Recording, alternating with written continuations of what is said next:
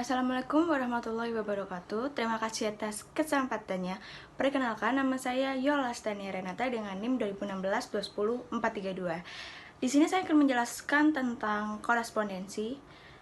Apa sih yang dimaksud dengan korespondensi? Korespondensi itu adalah salah satu cara komunikasi verbal yang digunakan untuk menyampaikan pesan bisnis maupun non-bisnis yang dilakukan terhadap pihak lain. Pada umumnya, korespondensi ini sendiri adalah suatu bentuk komunikasi yang dilakukan secara tertulis, seperti misalnya agenda, memo, catatan, surat, dan segala macam yang seperti itu yang digunakan untuk menyampaikan pesan kepada lembaga atau pihak terkait guna untuk melancarkan tujuan dari suatu perusahaan tersebut.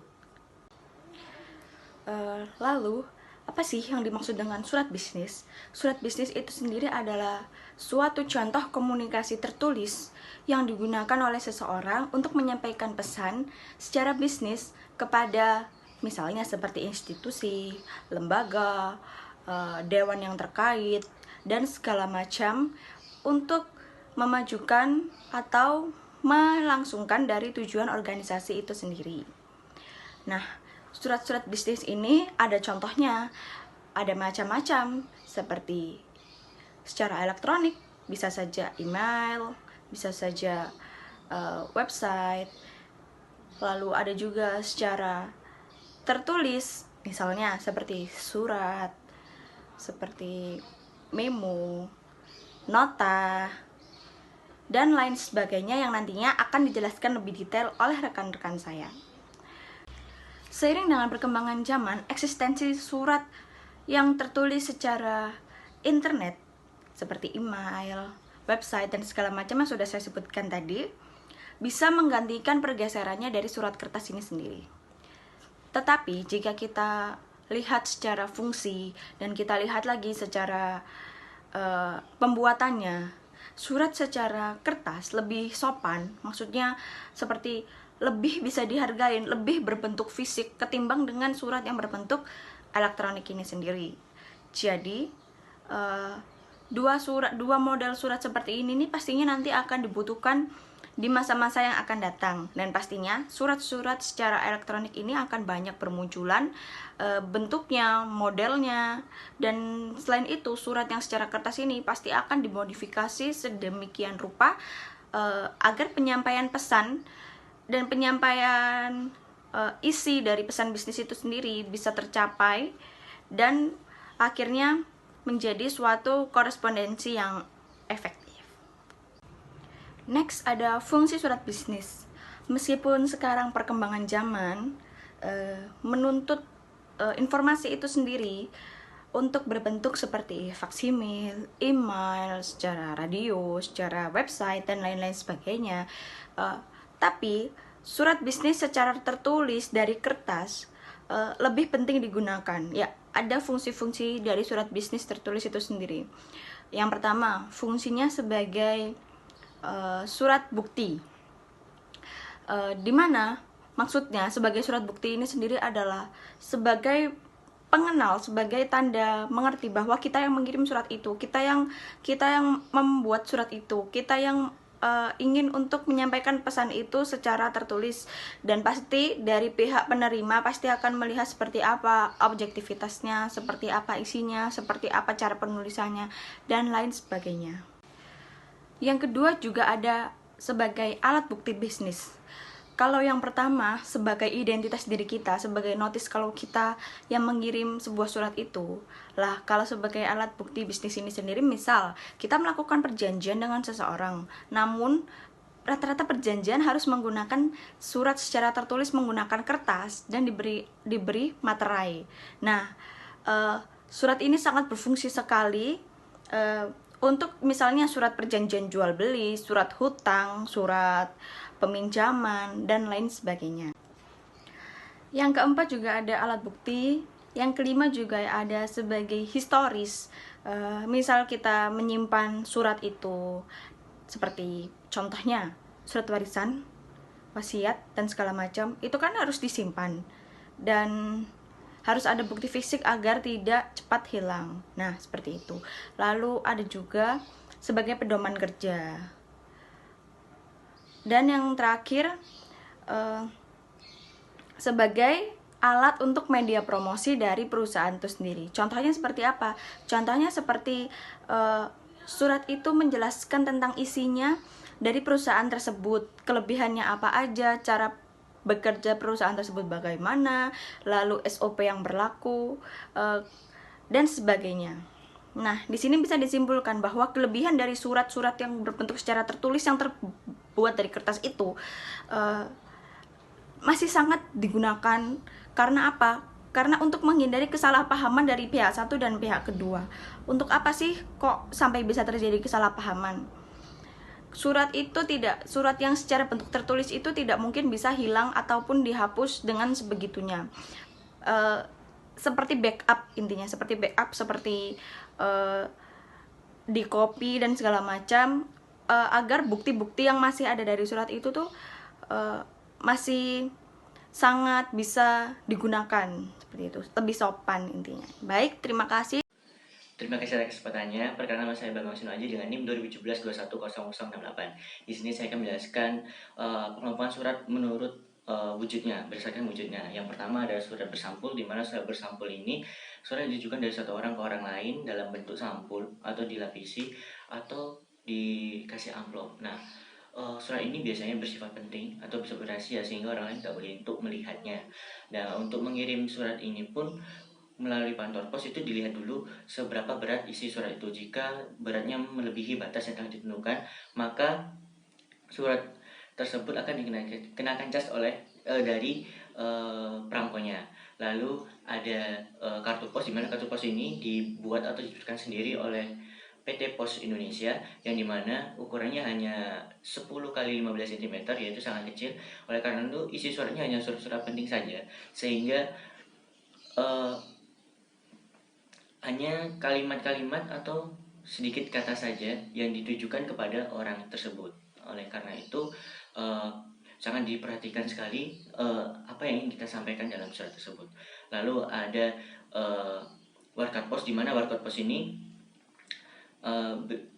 berwujud surat lembar surat dan amplop, di mana jika dilipat itu langsung berbentuk menunjukkan seperti amplop.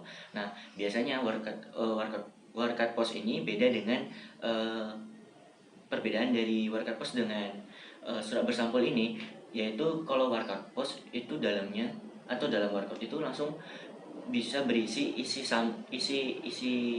surat. Sedangkan kalau surat bersampul itu harus kalau surat bersampul itu berbeda dengan isi suratnya. Lalu ada telegram, di mana telegram ini kata-kata yang kita sampaikan pada satu orang ke orang lain, yang biasanya biayanya itu dikenakan berdasarkan kata-kata yang kita ucapkan atau yang kita sampaikan. Nah, telegram ini dibagi dua, yaitu telegram pemerintah dan telegram swasta. Untuk telegram pemerintah itu berwarna biru muda, kuning muda, hijau muda.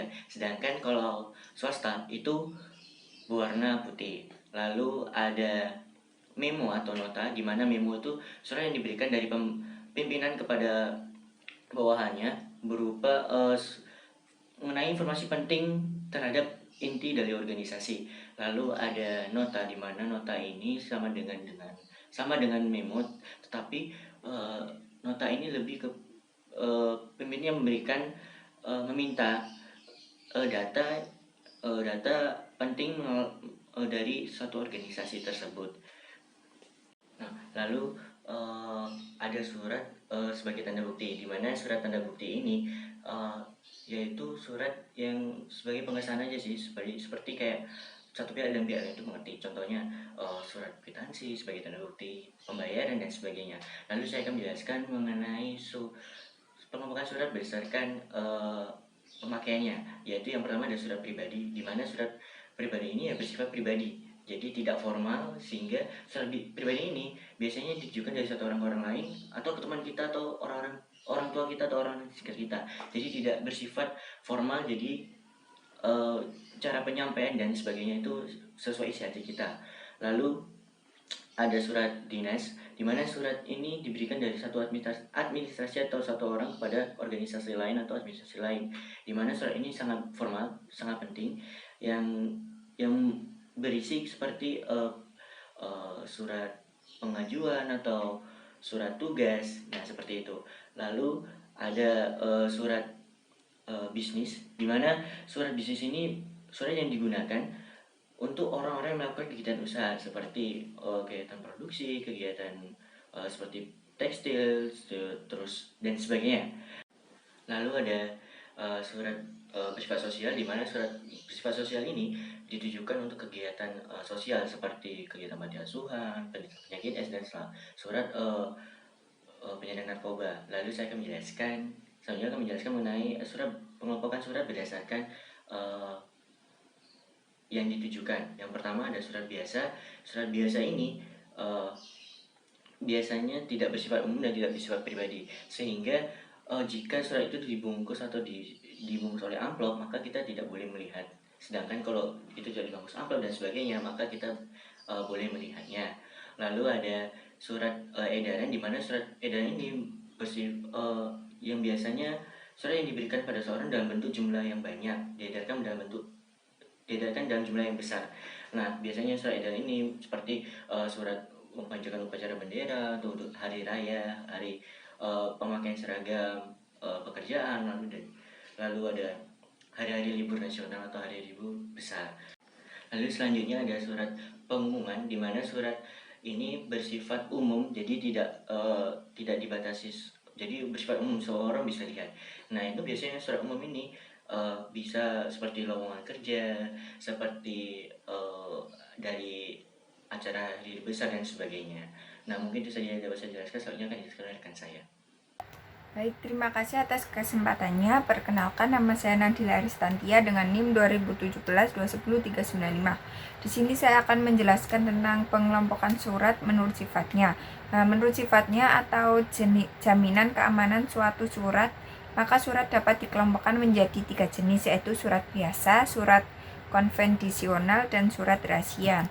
Yang pertama yaitu surat biasa. Surat biasa adalah surat yang isinya bersifat biasa, bukan rahasia, dapat beramplop dan tanpa amplop. Apabila surat biasa tersebut tidak disertai amplop, orang lain dengan mudah dapat mengetahui apa isi surat tersebut.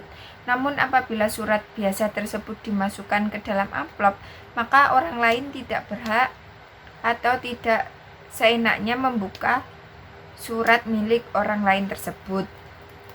Yang selanjutnya yaitu surat konfidensial atau terbatas. Surat yang termasuk rahasia tetapi terbatas untuk kalangan tertentu.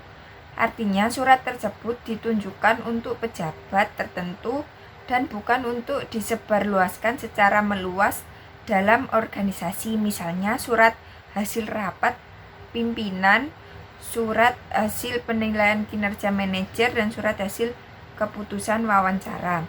Yang selanjutnya yaitu surat rahasia. Surat yang isinya hanya boleh dibuka dan dibaca oleh orang atau pejabat tertentu dalam suatu organisasi. Surat ini berarti bahwa hanya orang atau pejabat yang dituju saja yang mempunyai hak untuk membuka dan membacanya. Yang selanjutnya yaitu pengelompokan surat menurut urgensi penyelesaiannya. Menurut urgensi penyelesaiannya, surat dapat dikelompokkan menjadi 3 jenis, yaitu surat biasa, surat segera, dan surat kilat. Yang pertama surat biasa. Surat yang penanganannya diperlukan biasa saja atau tidak ada suatu perlakuan khusus atas surat tersebut. Biasanya surat biasa dibebani dengan perangko yang biasa atau standar minimal untuk pengiriman surat. Yang selanjutnya yaitu surat segera. Surat yang memang memerlukan penanganan secepat mungkin atau dilakukan dengan segera. Meskipun tingkat penanganannya tidak secepat surat kilat. Apabila dikirim melalui kantor pos, biaya perangko pengiriman surat segera sedikit lebih mahal daripada perangko untuk pengiriman surat biasa. Yang selanjutnya yaitu surat kilat. Surat yang memerlukan penanganan dengan sangat cepat hanya didahulukan dan memperoleh perlakuan khusus daripada surat-surat yang lainnya. Baik, selanjutnya yaitu pengelompokan surat menurut isi dan maksudnya. Pengelompokan surat menurut isi dan maksudnya sangat tergantung dari maksud dan tujuan pengirim surat. Oleh karena itu, pengiriman surat antara yang satu dengan yang lain berbeda.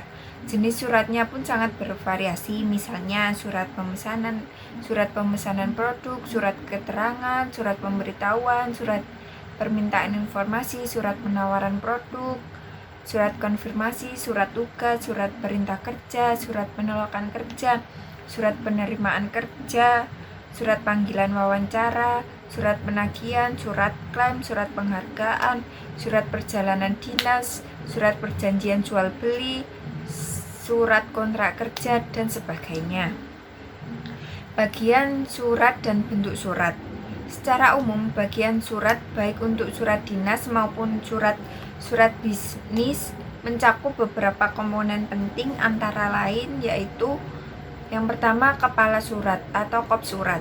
Kepala surat atau kop surat merupakan ciri khas suatu lembaga, organisasi bisnis, badan, instansi yang mencakup antara lain nama instansi, organisasi, alamat lengkap, nomor telepon, nomor faksmail, nomor kotak pos, alamat kotak pos, alamat kawat, alamat situs web, dan logo lambang instansi tersebut.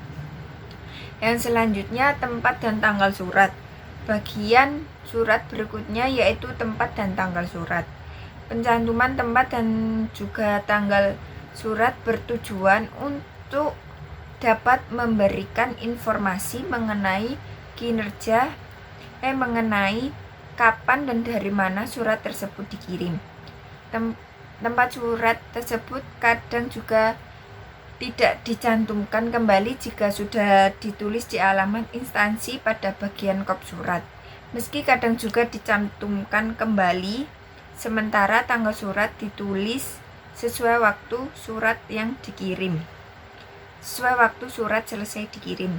Cara penulisan tempat dan tanggal surat di Indonesia dimulai dari kabupaten, kota, kemudian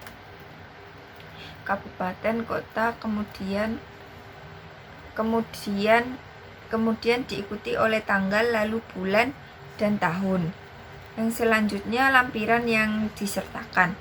Pada beberapa surat juga terdapat lampiran yang telah disertakan bagian lampiran, yaitu penjelasan yang memberi informasi bahwa ada berkas atau dokumen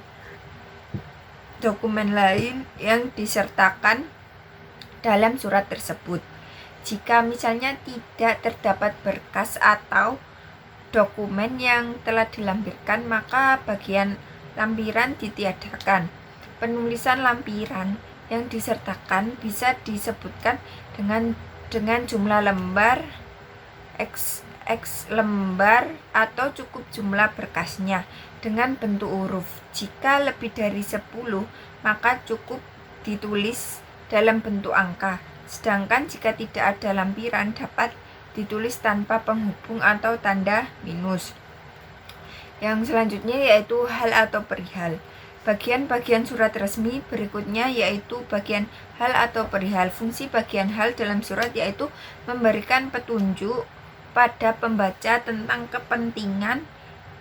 kepentingan dan isi pokok dalam surat tersebut. Singkatnya, hal atau perihal hampir sama dengan judul pada surat yang berjudul.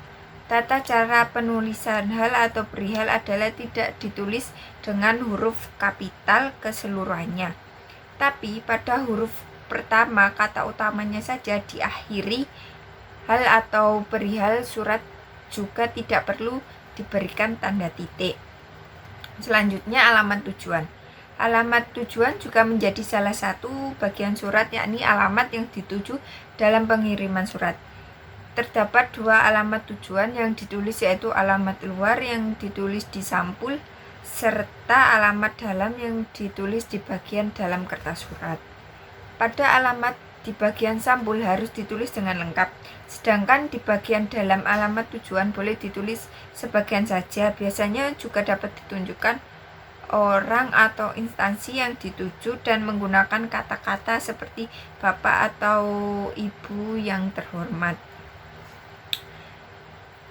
Berikut adalah hal-hal yang harus diperhatikan dalam penulisan alamat tujuan surat. Bisa menggunakan kata YTH, singkatan dari yang terhormat. Untuk menghormati pihak yang dikirim surat dapat berupa kertas, rekan kerja, kolega, atau teman.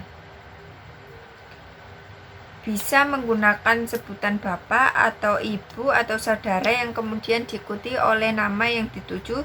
Di akhir tiap baris tidak perlu diberikan tanda titik, kecuali untuk sebuah singkatan diajukan menyertakan kode pos. Itu dapat memudahkan pengirim surat yang dituju. Selanjutnya, salam pembuka. Bagian surat berikutnya yaitu bagian salam pembuka.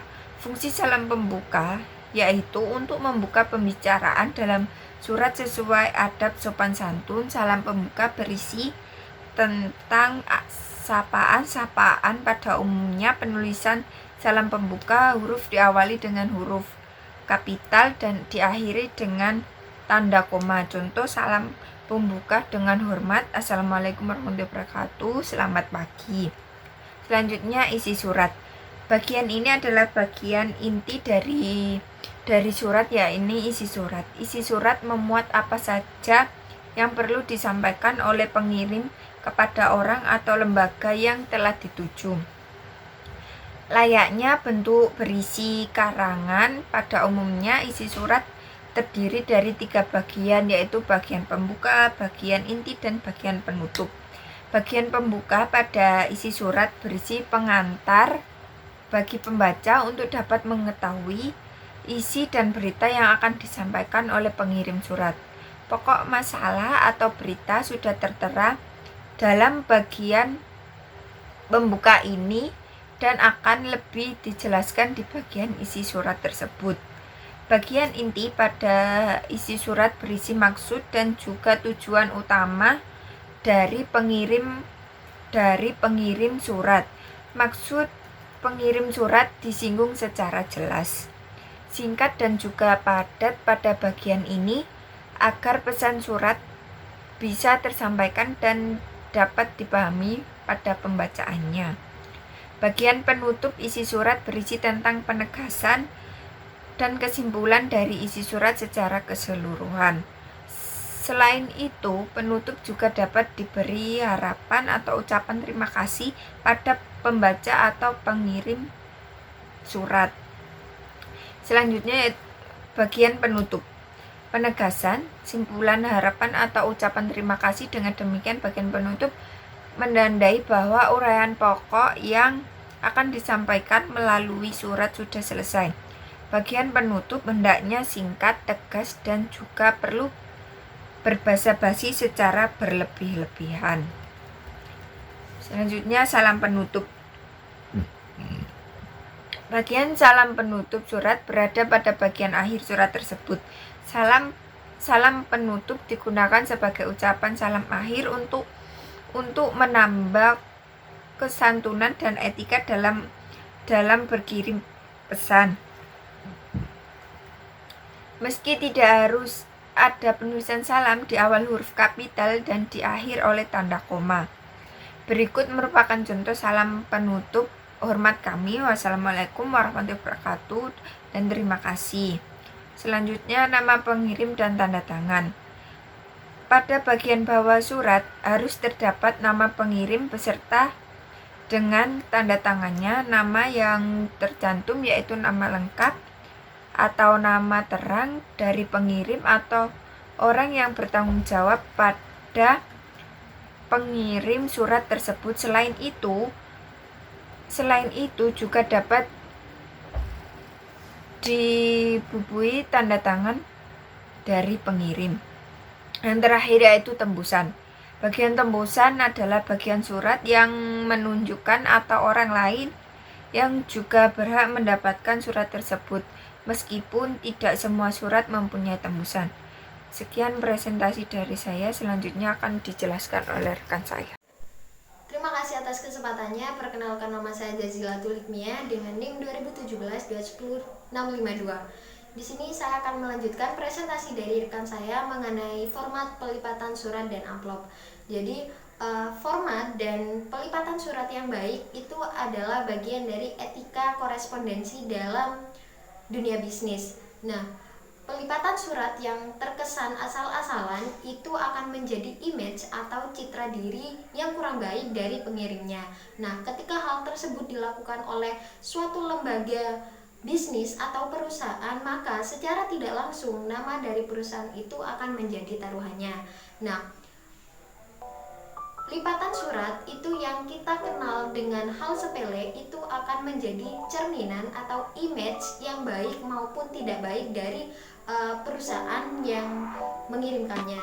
Nah, format pelipatan surat itu ada 8 dalam dunia bisnis. Yang pertama itu ada lipatan baku, yang kedua ada lipatan setengah baku, yang ketiga ada lipatan akordeon, yang keempat ada lipatan setengah akordeon, yang kelima ada lipatan tunggal, yang keenam ada lipatan paralel, dan yang ketujuh ada lipatan model Perancis, dan yang terakhir ada lipatan model baru.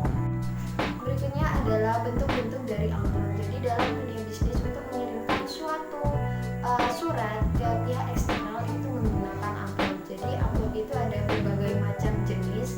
Yang pertama ada amplop biasa, ada amplop berjendela, ada amplop resmi, ada amplop kartu, ada amplop bisnis, amplop pendek, amplop panjang, katalog, dan amplop mata berkait dan sebagainya. Baik, berikutnya adalah jenis-jenis surat dalam dunia bisnis yang biasanya sering dipakai.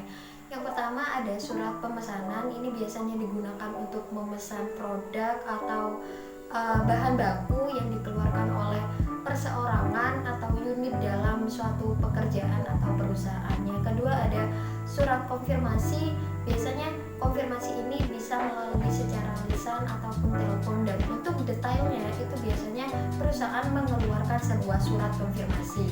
Nah, yang ketiga ada surat pengaduan, surat permintaan informasi, surat ucapan selamat, surat pemberitahuan, surat penagihan, surat peringatan, surat perintah kerja, surat pengumuman, surat undangan RUPS yang biasanya dikeluarkan oleh suatu perusahaan untuk membahas pembagian dividen yang diadakan oleh rapat umum pemegang saham, dan berikutnya ada surat kuasa.